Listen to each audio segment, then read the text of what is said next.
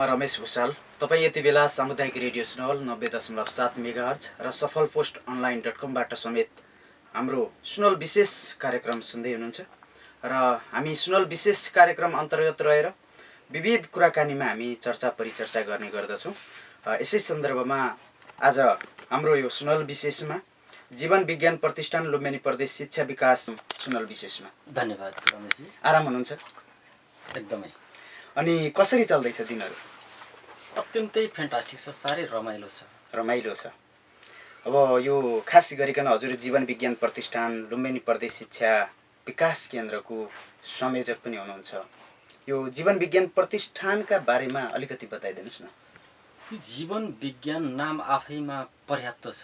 यो विज्ञान भनेको सबै प्रमाणित कुरालाई विज्ञान भनिन्छ, प्रुफ भएकोलाई। हजुर हजुर। प्रुफ नभएसम्म चाहिँ मान्दैन विज्ञानले।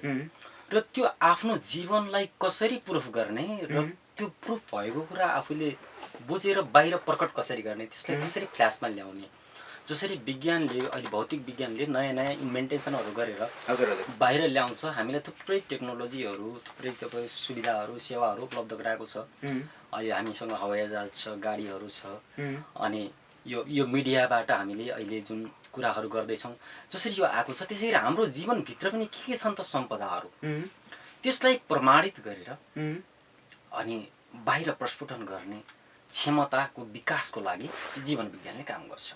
भनेपछि यो चाहिँ मान्छेलाई एउटा भौतिक वस्तुसँग आफ्नो जीवनलाई जोड्ने चाहिँ काम गर्छ। एकदमै एकदमै।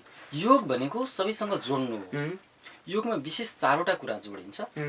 शरीर, हजुर हजुर, शरीरसँगको योग हुनु पर्यो। मैले आफूलाई चिन्नु पर्यो, आफूलाई स्वस्थ राख्नु पर्यो। त्यसको लागि शरीरको लागि पुरै भौतिक वस्तुहरूको प्रयोग हुन्छ, संसारको प्रयोग। हजुर हजुर। अनि मन, हजुर, अनि मन चाहिँ शान्त हुनुपर्ने, किन अशान्त हुन्छ, के हुन्छ, त्यसलाई कसरी म्यानेज गर्ने, त्यसलाई कसरी वैज्ञानिक रूपमा चाहिँ त्यसको शान्तिमा कसरी प्रवेश गर्ने। जुन गौतम बुद्धले भन्नुभयो, आफूभित्रको शान्तिलाई सुन, अप्पो दिपो गफ जुन भन्नुभयो, शान्तिको पाठ जुन दिनुभयो, हजुर हजुर, त्यसलाई कसरी लैजाने। अनि त्यसपछि भावना, तेस्रोमा मेरो भावनाबाट चाहिँ कस्ता कस्ता विचारहरू आउँछन्, किन आउँछन्। धेरै जसो चाहिँ अहिलेको समाज अलिकति नकारात्मक विचारमा बढी गइसक्यो। यो काम त हुँदैन, क्यारे गर्न सकिँदैन, क्यारे गर्नु हुँदैन, त्यत्रो ठुलो कार्यक्रम कसरी आयोजना गर्ने, के गर्ने, त्यो सब नकारात्मक भएको। हजुर हजुर। पुग्दैन कि, हुँदैन कि, सक्दैन कि, आफूमा अभावको अनुभूत जसले गर्छ अहिले त्यस्तो खालको समाज छ भने त्यो विचारहरूमा सकारात्मकता, भावयुक्त, मतलब भाव भनेको पर्याप्तता। हजुर हजुर, हैन, एक खालको सकारात्मक ऊर्जा समेत हो। त्यो भावनाको स्वास्थ्यमा, भावनाको योगमा चाहिँ हुन्छ। र त्यो भन्दा भित्र चेतनाको योग। हजुर हजुर। चेतना भनेको आफूले थाहा पाउनु पर्यो, होस हुनु पर्यो, सजगता हुनु पर्यो।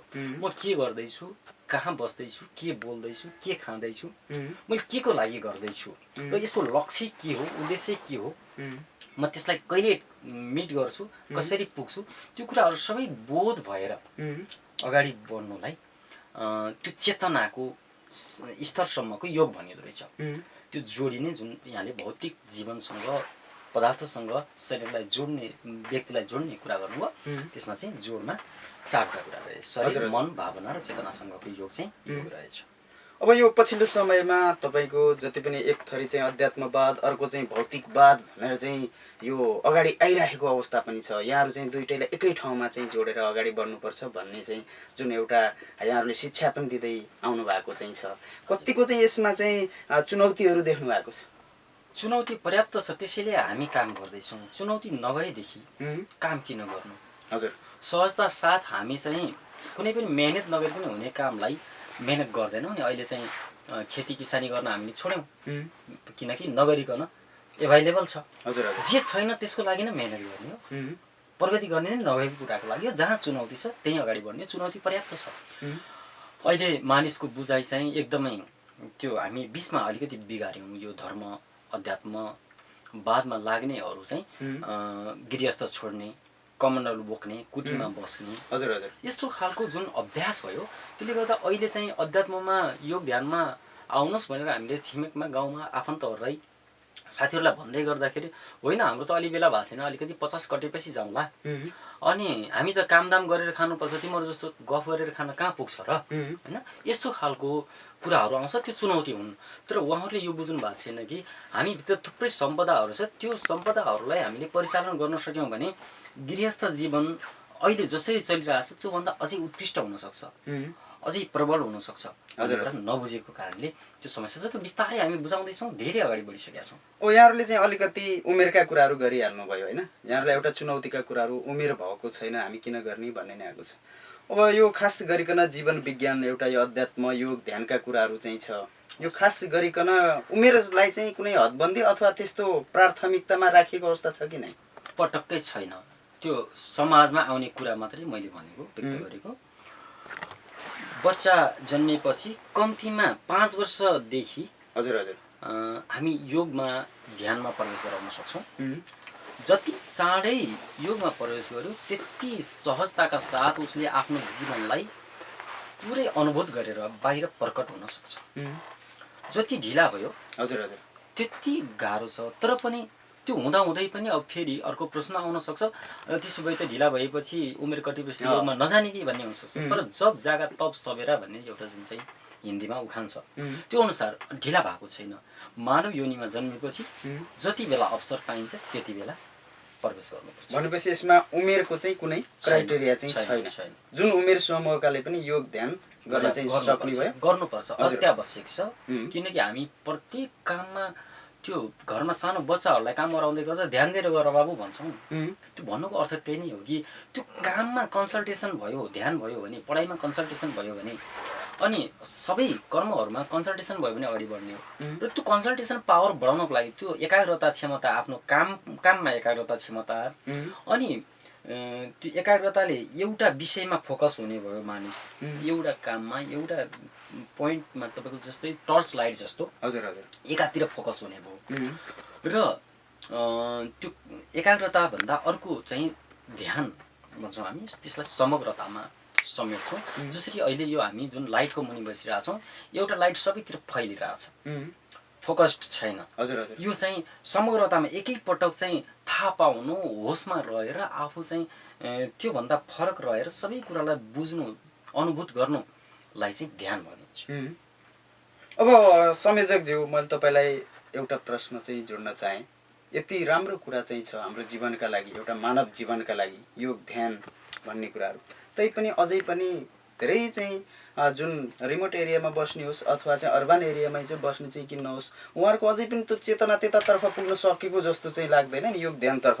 जस्तो यसमा चाहिँ यो जीवन विज्ञान प्रतिष्ठान लुम्बिनी प्रदेशले कसरी काम गरिरहेको छ? एकदम अहिले पेचिलो प्रश्नै सोध्नुभयो। गाह्रो छ, जुन अघि नै पनि प्रश्न आएको थियो। यो संयोग कस्तो हुन्छ भने सबैको लागि समय आउँदो रहेछ, समय पर्खिनुपर्छ, हामी आत्तिनु हुँदैन। हामी निरन्तर काम गरिरहेको छौँ।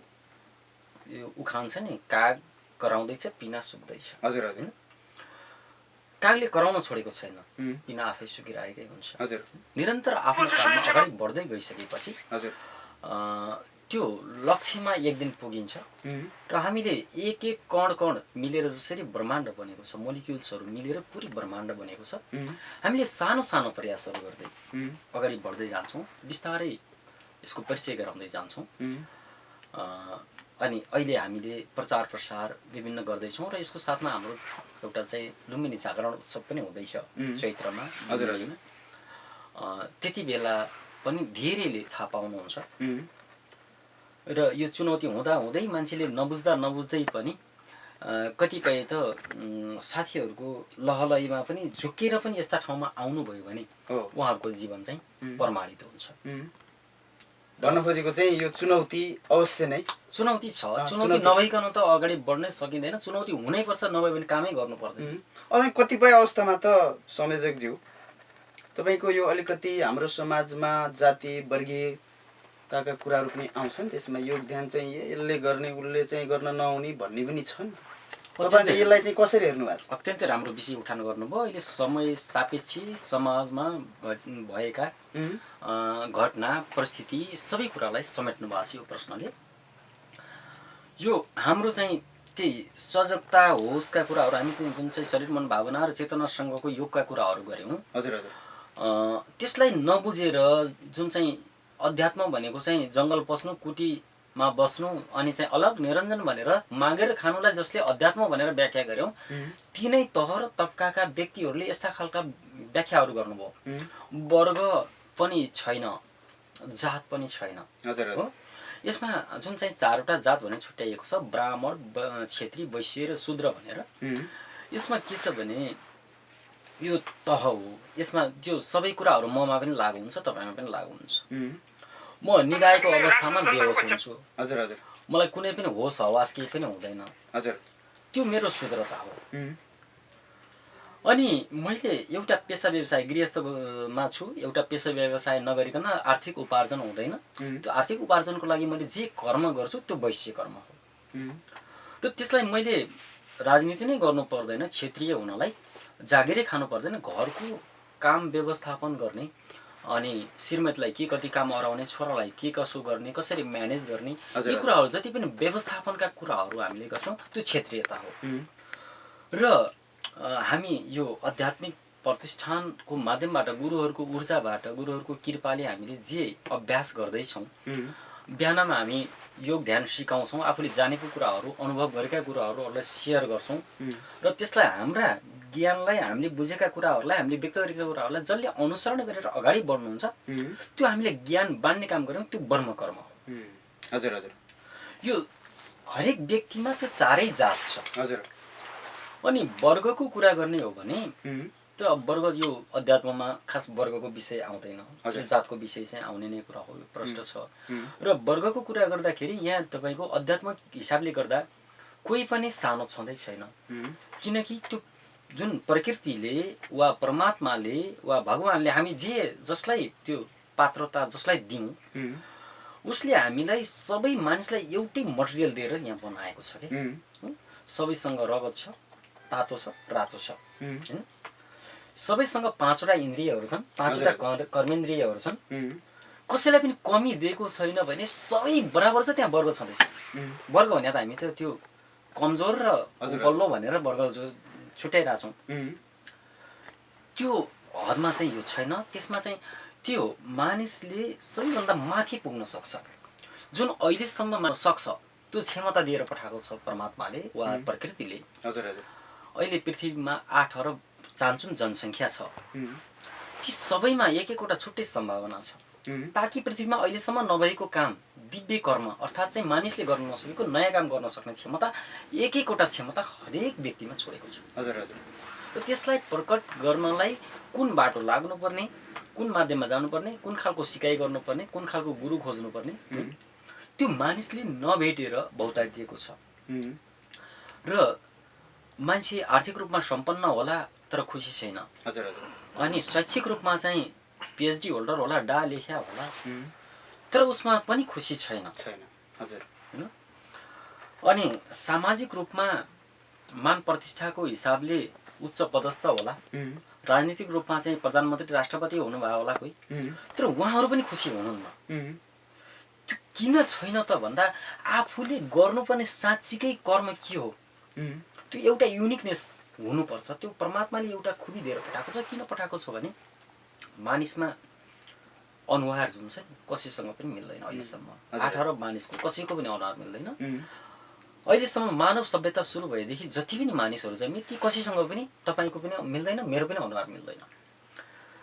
र अब जन्मिनेवाला मानिसहरूसँग पनि तपाईँको र मेरो अनुहार पुरै मिल्दैन। अनि त्यसमा आँखाको रेटिना मिल्दैन।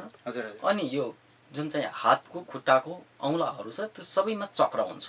त्यो हाम्रो आफ्नै 20वटा चक्र पनि, 20वटा औँलाको चक्र पनि कुनै कुनैसँग पनि मिल्दैन। र अहिलेसम्मका मानिस कसैसँग पनि मिल्दैन, यसपछिकोसँग पनि मिल्दैन, अहिलेकासँग पनि मिल्दैन। भनेको एउटा छुट्टै पृथक क्षमता र पृथक दाइबाट तयार गरेको छ कि सबै यो तपाईँको चाहिँ पृथ्वीका सबै जीव वनस्पतिहरू सबै छुट्टै छन्, युनिकनेस छ। र त्यो युनिकनेसले एउटा युनिकनेस आफूले दिनुपर्ने हो। त्यो दिन नसकेर हामी अरूको चाहिँ फलोवर्स बन्छौँ, फोटोकपी गर्छौँ, अरूले यो काम गर्यो म त्यही काम गरेर अगाडि बढ्छु भन्छौँ, अर्काको कामको पछि लागेर हामी अगाडि बढ्दैनौँ। जसरी तपाईले यो रिपोर्टिङ गर्दै हुनुहुन्छ, तपाई त्यो रिपोर्टिङ गर्नको लागि म रिपोर्टिङ गर्नको लागि होइन, मैले तपाईलाई कपी गरेर तपाई काम म गर्न थाल्छु भने मेरो त अस्तित्व रहँदैन, म काम गर्न सक्दिन। हजुर हजुर।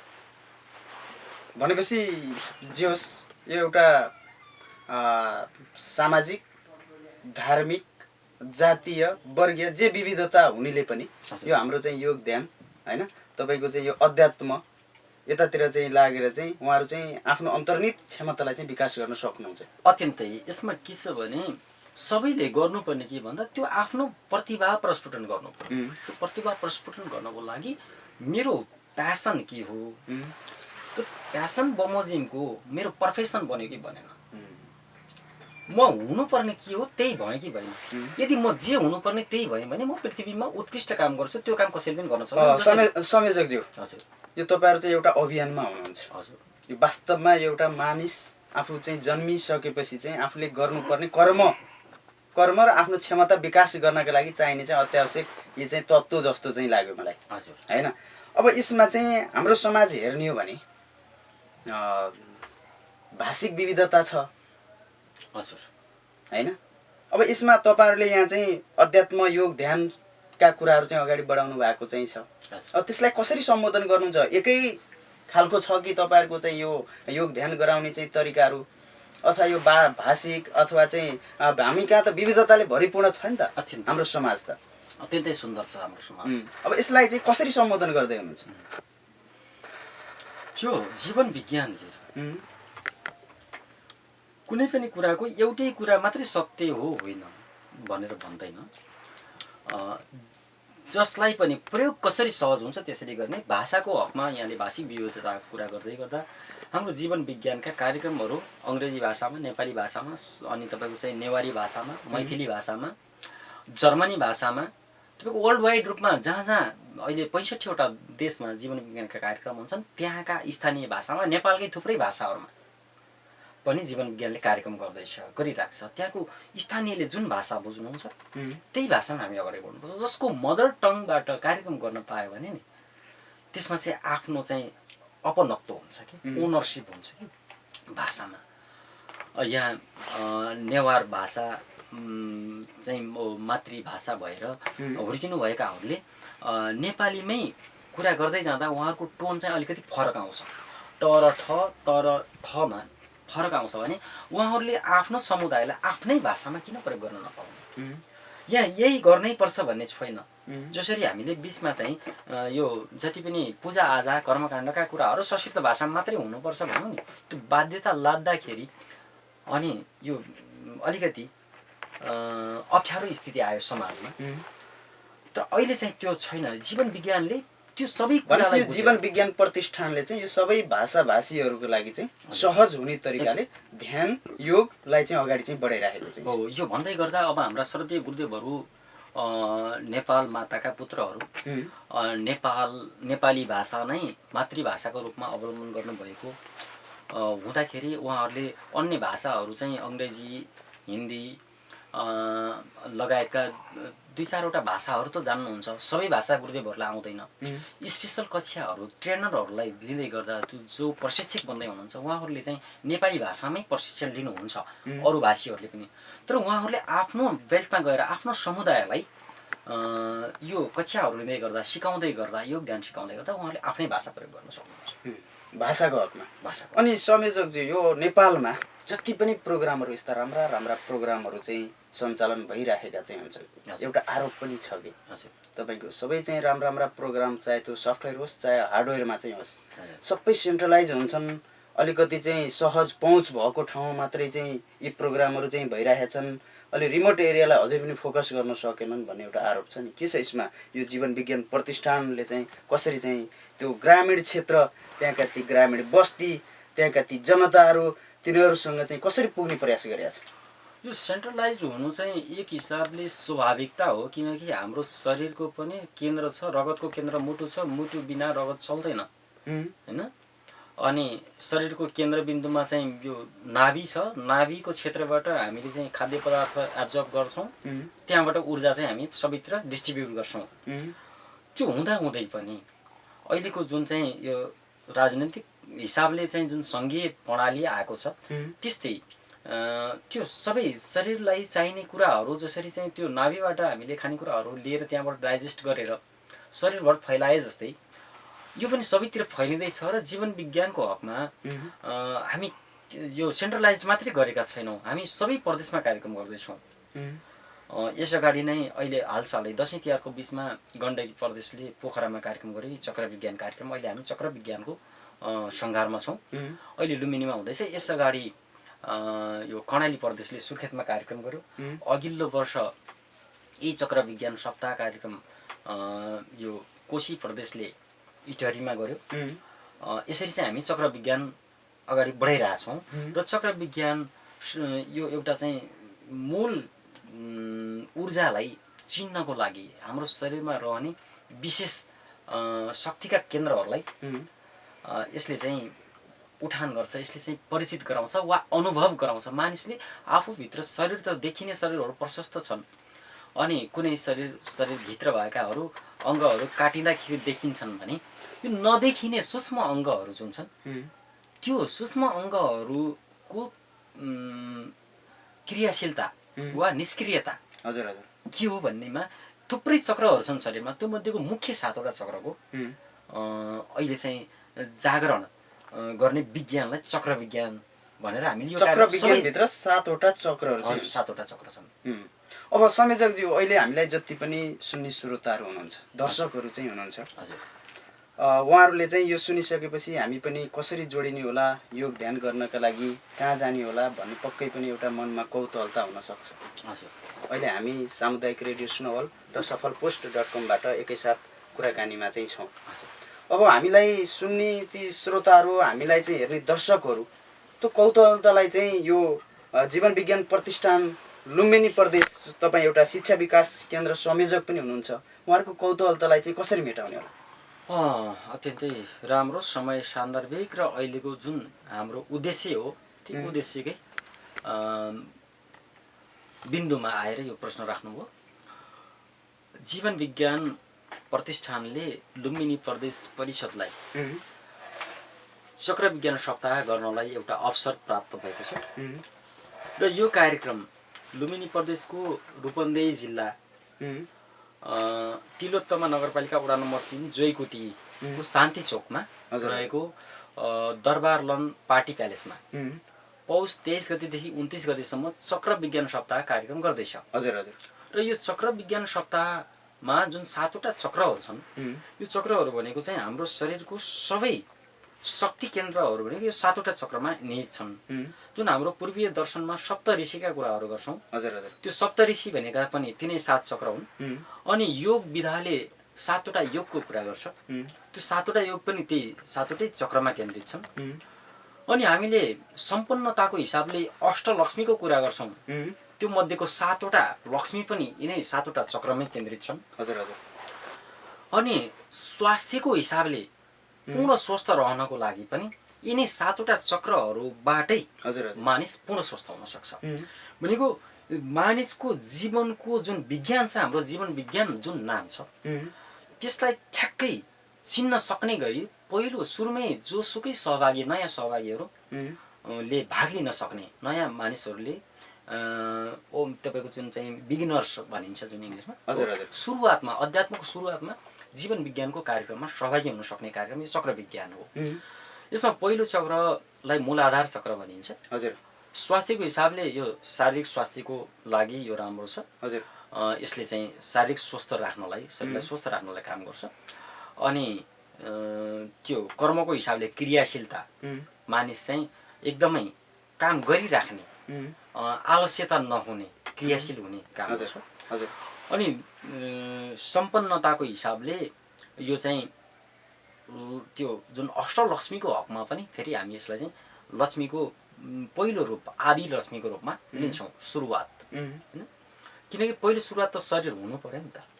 के गर्नको लागि त शरीर हुनु पर्यो, सम्पन्नताको लागि त, होइन? शरीर स्वस्थ हुनु, यो स्वास्थ्यको विज्ञान हो। दोस्रो यो मनको विज्ञान हो। यसले चाहिँ मानसिक स्वास्थ्यमा काम गर्छ र भोग्य क्षमता, जुन शरीर स्वस्थ भइसकेपछि मात्रै मन स्वस्थ हुन्छ र मन ठिक छ भने मात्रै भोग्न सकिन्छ। हामीले अहिले भर्खर यहाँ हामीले सुरुमा एउटा चाहिँ चक्लेट खायौँ, त्यसको स्वाद लिन सक्ने क्षमता पनि हुनु पर्यो। शरीर स्वस्थ छैन, कसैलाई चाहिँ सुगर छ भने यो चक्लेट त खानु हुँदैन भनेर उहाँहरूले चक्लेट खानै सक्नुहुन्न, त्यसलाई चाहिँ त्यो भोग्न सक्नुहुन्न। हजुर हजुर। हरेक कुराहरू भोग्नलाई, अब सम्पत्ति भोग्नको लागि अब 4 तल्ला घर बन्दैछ, तर घुँडा दुखेर 2 तल्ला माथि निस्कनै सकेन भने त्यो पनि भोग्न सकिएन। यो दोस्रो चाहिँ स्वादिष्ठान चक्रले भोग्य क्षमता वृद्धि गर्ने काम गर्छ। हामीसँग संसारमा अहिले चाहिँ भोग्य वस्तुहरू पर्याप्त भयो, सम्पत्ति प्रशस्त आर्जन गर्यो संसारले छोटो समयमा, तर चाहिँ भोग्य क्षमता घटेर जुन विकसित मुलुकहरूले जसले धेरै सम्पत्ति आर्जन गरेको छ ती मुलुकहरूमै भोग्य क्षमता घटेर मानिसहरूले स्लिपिङ ट्याब्लेट खाएर सुत्नुपर्ने, हजुर हजुर, अनि मानसिक औषधिहरू चाहिँ सेवन गर्नुपर्ने र भएको सम्पत्तिहरू भोग्न नसक्ने जुन समस्या छ, त्यो सम्पत्ति हुनुको कुनै पनि अर्थ रहेन। त्यसैले आफूसँग जे छ त्यसलाई भोग्नको लागि यो जुन स्वादिष्ठान चक्रले सहयोग गर्ने भयो। त्योभन्दा माथि प्राणिक स्वास्थ्य मणिपुर चक्र भनिन्छ। तेस्रो यो सोलर प्लेक्सिस सूर्यको केन्द्रको रूपमा लिइन्छ, जुन चाहिँ शरीरको केन्द्रमा नाभि क्षेत्र नजिक पर्छ। हजुर। र यसले चाहिँ साहस, मानिसमा अदम्य साहस बढाउनको लागि, शारीरिक स्वास्थ्य र मानसिक स्वास्थ्य ठिक छ भने मात्रै मान्छे साहसी हुन सक्छ। शरीर ठुलो हुँदैमा पनि मनमा बल छैन भने केही पनि काम गर्न सक्दैन। अनि मन त छ तर शरीर कमजोर भयो, बेड रेस्ट छ र आइसियुमा बसेको छ भने पनि उसले जतिसुकै ठुला योजना बनाए पनि काम गर्न सक्दैन, साहस हुँदैन, हिम्मत हुँदैन। त्यो प्राणिक स्वास्थ्य, साहसको केन्द्र र त्यो ऊर्जाको खास गरी भन्ने हो भने जुन चक्र विज्ञानको मूल केन्द्र भनेकै हजुर यही मणिपुर चक्रमा रहन्छ, जसलाई कुण्डलिनीको केन्द्र पनि भनिन्छ। कुण्डलिनी ऊर्जा अन्तर्गत 7वटै चक्रहरू चल्छन्, त्यसको केन्द्रको रूपमा यो मणिपुर चक्रलाई लिइन्छ। र त्योभन्दा माथि अनाहत चक्र छ जुन हृदयको आसपासमा छ। हजुर हजुर। र यसले व्यक्तिमा प्रेमको प्रवाह गर्छ र मानिस हुनुको अर्थ भनेकै प्रेम। हजुर। मानिसको मूल धर्म प्रेम हो। हजुर हजुर। र त्यो धर्मलाई भुलेर मानिस चाहिँ अधर्मी भयो भन्छौँ भने त्यो प्रेम घट्यो। र प्रेमले, यो अनाहत चक्रले के गर्छ भने व्यक्तिमा टिमवर्कको क्षमतामा वृद्धि हुन्छ। हामीले सबैप्रति समभावले प्रेम गऱ्यौँ भने सबैले हामीसँग मिलेर काम गर्न तयार हुन्छन्। जे काम, जुन अभियान हामीसँग हुन्छ त्यो अभियानमा अगाडि बढ्न सहज हुन्छ। र यो प्रेमको तह त फरक छ। बच्चाहरूलाई, आफूभन्दा सानोलाई चाहिँ स्नेह वा माया भन्छौँ हामीले, आफू बराबरकोलाई प्रेम भन्छौँ, साथीहरू। अनि आफूभन्दा माथिकालाई दाइ, भाउजू, दिदी, भिनाजु, बुवा, आमा, गुरुजनहरूप्रति हामी श्रद्धा गर्छौँ। र त्योभन्दा माथि त्यो परम आदर्श तत्त्व, आदर्श तत्त्व नै भनौँ, व्यक्ति भन्नुभन्दा पनि, अर्थात् व्यक्तिको रूपमा चाहिँ सद्गुरुहरू हुन सक्ने सम्भावना हुन्छ। वा चाहिँ बुवा आमालाई चाहिँ आदर्श व्यक्तिको रूपमा लिन सकिन्छ। उहाँहरूप्रति भक्ति, अगाध भक्ति जुन हुन्छ, त्यो तहहरू फरक फरक हुन्छ। र त्यो केन्द्रबाट फेरि के रहेछ भने यो तरल रहेछ कि यो चाहिँ प्रेम पनि तरल पदार्थ जस्तो रहेछ। हजुर हजुर। तलतिर सहजताका रूपमा बग्ने, छोराछोरीप्रति अत्यन्तै प्रेमल हुने व्यक्तिहरू, माया गर्ने, अनि छोराछोरीको लागि सबै कुराहरू कन्ट्रिब्युट गर्ने। हजुर हजुर। अनि छोराछोरीले माग्यो भने अहिलेको समाजमा छोराले के गर्दैछ, किन गर्दैछ त्यो नबुझिकन उसले मागेका कुराहरू चाहिँ डिमान्डहरू पुरा गरिदिने। हजुर। तर माथितिर पानी जसरी आफै बग्दैन, मोटर लगाउनु पर्छ, त्यसै गरी आफूभन्दा माथिकालाई जुन गर्नुपर्ने श्रद्धा भक्तिका कुराहरू छ त्यहाँनिर चाहिँ कम। हजुर। त्यो समानता आउन नसकेको, बुवा आमाहरूलाई चाहिँ अहिले चाहिँ अलिकति हेला गरिएको समाजमा त्यसलाई मेन्टेन गर्छ कि नै? हौ, यो यसले गर्छ। त्यही भएर म कुरा यहाँ जोड्दैछु। हजुर हजुर। है, अनि यसमा चाहिँ अब जो बुवा आमाहरू हुनुहुन्छ नि, हजुर, अब चाहिँ वानप्रस्थ उमेरमा प्रवेश गर्दै गरेका, गृहस्थ 50 वर्ष चाहिँ पुरा गरेर अगाडि जो बढ्दै हुनुहुन्छ, उहाँहरूले यो कार्यक्रममा सहभागी हुनुभयो भने त्यसपछि उहाँहरूमा पनि जुन प्रेम प्रगाढ हुँदै जान्छ नि। अनि ती हेला गर्न खोजेका छोराछोरीहरूलाई पनि उहाँहरूले कन्भिन्स गर्न सक्ने, उहाँहरूलाई प्रेमले जित्न सक्ने जब अवस्था आउँछ त्यसपछि त्यो भक्तिको भावना फेरि छोराछोरीमा पलाउँदै जान्छ। भनेपछि यो पछिल्लो समयमा समाजमा कहीँ कतै पारिवारिक विचलन पनि देखिन्छ। हो, यसलाई पनि यसले कम गर्छ। एकदमै एड्रेस गर्ने नै यसैलाई हो। अहिले समाजमा त तपाईँको पहिला कस्तो थियो भने 30-35 जनाको 40 जनाको एउटै परिवार हुन्थ्यो। मैले जानेकै एउटा परिवारमा 35 जनाको परिवार थियो। 2 जनाले बिहान खाना बनाउनुहुन्थ्यो। हजुर हजुर। 4 जना चाहिँ बाहिर जबमा हुनुहुन्थ्यो। 1 जनाले सबै घर व्यवहार चलाउनुहुन्थ्यो। 10 जना बच्चाहरू बिहानभरि फुटबल खेल्नुहुन्थ्यो। हजुर हजुर। हैन, 4-5 जनाले जागिर गरेर कमाएर सबै खर्चहरू चल्थ्यो। त्यो टिमवर्कमा थियो, सबै कामहरू राम्रो थियो। भने अहिले आएर हामी टुक्रिँदै गयौँ। विज्ञान, भौतिक विज्ञानले टुक्र्याउने काम गर्छ नि। सानो सानो अणुहरूमा लगेर त्यसको चाहिँ एटम बमको चाहिँ शक्ति प्रदर्शन कसरी गर्ने भने टुक्र्याएर शक्ति खोज्दैछ भने अध्यात्मले जोड्छ। हजुर हजुर। जुन पहिलाको परिवार थियो अहिले टुक्रिएर हामी चाहिँ बिस्तारै बिस्तारै दाजुभाइसँगै बस्न छोड्यौँ। बुवा आमासँग पनि एउटा छोरा बुहारी पनि सँगै बस्न छोड्यौँ। हुँदा हुँदै श्रीमान श्रीमतीसँगै बस्न नसकेर डिभोर्सका घटनाहरू धेरै छन्। अहिले हामी जुन अदालततिर गएर हेऱ्यौँ भने त्यहाँका चाहिँ केसहरू हेऱ्यौँ भने सबैभन्दा धेरै केस चाहिँ डिभोर्सका छन्। हजुर हजुर। होइन, यसको कारण के भन्दा अनाहत चक्र कमजोर छ अहिले मानिस। होइन, त्यसलाई एड्रेस गर्नको लागि, त्यसलाई क्रियाशीलतामा ल्याउनको लागि यो चक्र विज्ञानले अद्भुत रिजल्ट दिन्छ। हजुर। र त्योभन्दा माथि विशुद्धि चक्र छ, त्यो ज्ञानको केन्द्र हो। मैले कुन बेला कुन ज्ञान प्रयोग गर्ने, कति प्रयोग गर्ने, म कुन विषयमा बोल्दैछु र मैले कति समय लिँदैछु भन्ने कुरा बुझेर हजुर हजुर त्यो टाइमलाई मेन्टेन गरेर, टाइम इज गड भन्ने हिसाबले हजुर ठ्याक्कै टाइममा ठिक ठिक कुराहरू प्रस्तुत गर्न सक्ने हुनुलाई चाहिँ विशुद्धि चक्रले काम गरेको भनिन्छ। ज्ञान केन्द्र जागृत भएको त्यो भएन भने यो कमजोर भएको मानिन्छ। जसलाई अहिले जुन हामी कार्यक्रमहरूमा देख्छौँ, नयाँ सिकारुहरू कार्यक्रममा जाँदै गर्दाखेरि बाहिर चिया पसलमा बसेर पुरै प्रधानमन्त्री फेर्न सक्ने, गफ गर्न सक्ने, तर एउटा कार्यक्रममा गएर माइक दियो भने थर काँप्नेहरू हुनुहुन्छ। उहाँको विशुद्धि चक्र, हजुर हजुर, त्यो ज्ञानको चक्र चाहिँ कमजोर छ भन्ने बुझिन्छ। हजुर, यसलाई चाहिँ 5औं दिनमा हेरिन्छ। हरेक चक्रलाई, 7वटा चक्रलाई एक दिन 10-10 घण्टा लगाएर श्रद्धेय सद्गुरुदेव एलपी भानु शर्मा र रमेश नेपालले पालो पालो कक्षा लिएर यी चक्रहरूलाई जागरण गरिदिनुहुन्छ। र त्यसबाट एउटा मानिस पुरै आफूभित्रबाट कम्प्लिट हुन्छ, पूर्ण हुन्छ। है, त्यो पूर्ण भइसकेपछि अपूर्ण, अभाव भन्ने रहँदैन। हजुर हजुर, त्यहाँ भाव हुन्छ, पूर्णता हुन्छ अनि समग्रता हुन्छ। र त्योभन्दा माथि यो आज्ञा चक्र छ। हजुर, यो आँखी भाउको बीच भागमा पर्छ, जहाँ दिदीबहिनीहरूले टिकी लगाउने काम गर्नुहुन्छ। हजुर, यो आज्ञा चक्रको काम के भन्दाखेरि सङ्कल्प शक्तिको काम। हजुर, जुन हाम्रा भूतपूर्व प्रधानमन्त्री नेता हुनुहुन्थ्यो स्वर्गीय गिरिजाप्रसाद कोइराला। हजुर, उहाँले भन्नुहुन्थ्यो, म जे बोल्छु त्यही गर्छु। उहाँले बोलेको गर्छु भन्ने जुन कमिटमेन्ट थियो नि, हजुर, स्पष्ट हो। त्यो क्षमता बढाउनको लागि यो आज्ञा चक्रले सहयोग गर्छ। र यसलाई चाहिँ योगको भाषामा राजयोग भनिन्छ। सबैभन्दा उपल्लो ध्यान चाहिँ त्यहीँबाट हुन्छ, आज्ञा चक्रबाट। र यो कमिटमेन्ट पावर, सङ्कल्प शक्ति, म जति बेला जे काम गर्नुपर्ने हो त्यही काम गर्नको लागि तयार हो।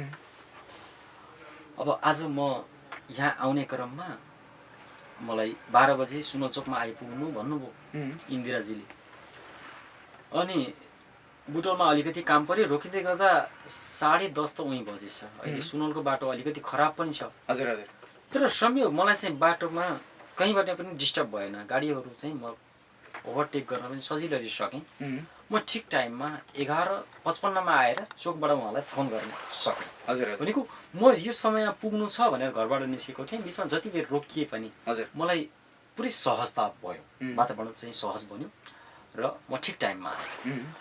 अनि यो घर परिवारहरूमा, अहिलेको समाजमा यो आज्ञा चक्र अर्थात् यो सङ्कल्प शक्ति दिदीबहिनीहरूमा, माताजीहरूमा धेरै छ। हजुर हजुर, किनभने उहाँहरूले टिकी लगाउनु भएको छ। त्यो टिकीले एनी टाइम त्यसलाई ट्रिगर गरिरहेछ कि छोइरहेछ कि चक्रलाई।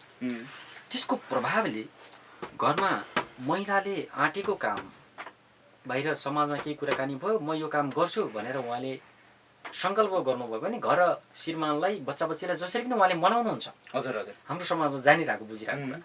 तर घरको चाहिँ त्यो लोग्ने मान्छेले हजुर बाहिरबाट कुनै काम गर्नु छ है भनेर भन्दै गर्दाखेरि म चाहिँ घर सल्लाह गर्नुपर्छ के छ है तयारी भनेर एकपटक त्यो अप्सन राख्नुपर्ने जुन तपाईँ हामीले भोगेका कुराहरू छन् त्यो हिसाबले चाहिँ यो टिकी लगाउने जुन विज्ञान छ नि हजुर यो पनि अद्भुत छ। यसको प्रयोग हजुर हजुरले चाहिँ आज्ञा चक्रलाई टिगर गर्छ। हजुर भनेपछि संयोजकज्यू हजुर एउटा मानिस भएर जन्मिसकेपछि मान्छेको जीवन जिउनका लागि यो चक्र विज्ञानको ठुलो महत्त्व रहेछ। हजुर अत्यन्त है अत्यन्त। अब यो चक्र विज्ञानमा जानका लागि यसमा सहभागी हुनका लागि अहिले हामीलाई जति पनि हेर्नु भएको छ दर्शक श्रोताहरूले यसमा शुल्क सशुल्क निशुल्क होइन त्यही पनि कुराहरू होला नि के छ यसमा? हजुर यो ब्रह्माण्डको ज्ञान पुरै निशुल्क छ। तर भौतिक संसारमा अहिले चाहिँ सबै यो सबैको सबै हुँदा हुँदै पनि हजुर हजुर त्यो नहुँदो रहेछ। यो हाम्रो चाहिँ जुन बिल्डिङमा बस्दैछौँ यो बिल्डिङको कसैको चाहिँ पूर्जा छ हजुर उहाँलाई हामीले रेन्ट तिरिरहेछौँ होइन। हामी गाडी चढ्छौँ त्यसमा पेट्रोल हाल्नुपर्छ त्यसलाई किन्नुपर्छ। यसै गरी हामीले जे खान्छौँ खाद्य पदार्थहरू सबै किनेर खान्छौँ हामीले। त्यस कारणले त्यो व्यवस्थापन खर्चको लागि 7 दिनमा बिहान चिया बिस्कुट हजुर हजुर हामी 7 बजे पुगेर चिया बिस्कुट लिन्छौँ 7:30 बजे कक्षामा प्रवेश गर्छौँ। हजुर अनि 9:30 देखि 10:30 सम्म ब्रेकफास्ट हुन्छ। एउटा तपाईँको स्टार लेभलको पार्टी प्यालेसबाट सात्विक खानाको चाहिँ पुरा जति सकिन्छ खान सक्ने गरी खान पाउने गरी त्यो खाजा हुन्छ। त्यसपछि 1:30 बजेदेखि 2:30 बजेसम्म 1 घन्टा फेरि लन्चको टाइम हुन्छ। त्यति बेला पनि राम्रो स्वस्थकर र सात्विक खानाहरू खाइन्छ। हजुर हजुर र साँझ फेरि छुट्ने बेलामा 5 बजेपछि चिया र बिस्कुट खाएर हामी छुट्छौँ। चिया बिस्कुट पनि हामीले यो अलिकति सात्विक खालको प्रयोग गर्दैछौँ ताकि बजारमा पाइने चिनीमा केमिकल छ चियापत्तीमा केमिकल छ भन्ने जति बुझाइहरू छ त्यसलाई हामीले एड्रेस गर्दै हामीले शुद्ध खुदो तुलसी अनि यो पारिजात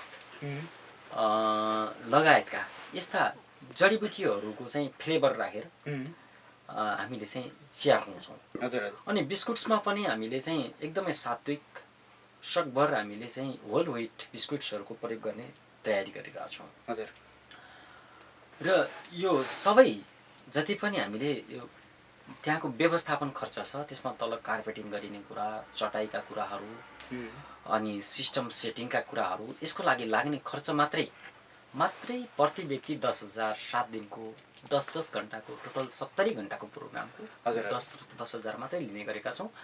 र यो सुरुवातमा 2073 सालको सम्भवतः पुसमै यो 7 दिनको चक्र विज्ञान पहिलोपटक भएको थियो। त्यति बेलादेखि नै यसको रेट यति नै तय छ खाद्य पदार्थको लागि र व्यवस्थापन खर्चको लागि अहिलेसम्म पनि त्यति नै छ। र यो कार्यक्रम गुरुदेवहरूको ज्ञानको मूल्य नै छैन अद्भुत छ। र 10,000 हामीले खर्च गर्दै गर्दा जुन शारीरिक मानसिक प्राणिक अनि आत्मिक बौद्धिक अनि त्यसपछि तपाईँको चाहिँ यस्ता स्वास्थ्यहरू जुन छन् हजुर यी 7वटा स्वास्थ्यहरू यो पूर्ण स्वस्थ मानिस बन्दै गर्दा भविष्यमा हुन सक्ने हस्पिटलमा हुन सक्ने करोडौं पैसा चाहिँ यो चक्र विज्ञान सप्ताहले जोगाउने हजुर। त्यसको लागि यो अवसर छ हाम्रो लुम्बिनी प्रदेशले यो अवसर पाएको अवस्थामा सबै उनलाई चाहिँ अनुरोध गर्दछु।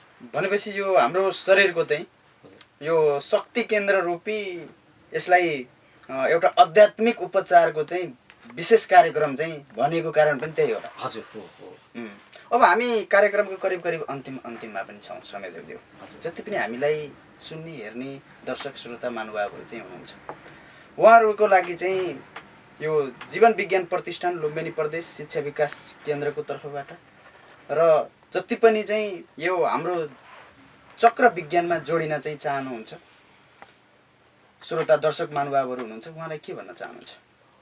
अत्यन्तै महत्त्वपूर्ण कुरा नै यही हो। चक्र विज्ञान सप्ताह बुटोलमा हुँदैछ। यो अवसरमा सबै सहभागी हुने प्रयास गरौँ। यसमा जुन सबल पोस्टबाट लिखित रूपमा अनलाइन पत्रिकामा यो हाम्रो न्युज आउँदैछ, त्यसमा हाम्रो यो उसको चाहिँ अनलाइन फारमको लिङ्क पनि उपलब्ध हुन्छ। त्यसबाट अनलाइन लिङ्कबाट चाहिँ यहाँले लिङ्क खोल्नुभयो भने त्यहाँ सम्पर्क नम्बर पनि छ त्यसको चाहिँ प्रमुख व्यक्तिहरूको, जिम्मेवार व्यक्तिहरूको।